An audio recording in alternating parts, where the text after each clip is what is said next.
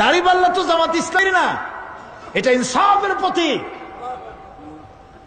তারা ক্ষমতায় গেলে ইনসাফ করবে এটা বুঝাবার জন্য এই প্রতীককে গ্রহণ করেছে। আল্লাহ যেন ইনসাফ করার তৌফিক দিয়ে দেয়। বলেন আমিন, জোরে বলেন আমিন। কিয়ামতের দিন এই জাতির ভাগ্যের পরিবর্তনের এরকম সুযোগ এখন জনগণের হাতের মুঠোয়।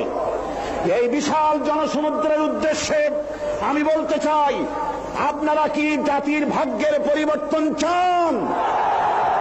যদি তাই হয়, 4টি দলের 3টি দল দেখা হয়েছে, একটি দল দেখা হয় নাই।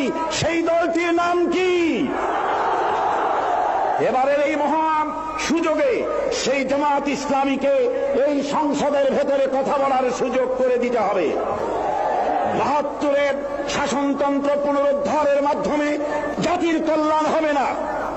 76-এর শাসনতন্ত্র দিয়ে জাতির কল্যাণ হবে না। জাতির কল্যাণ হতে পারে, ভাগ্যের উন্নয়ন হতে পারে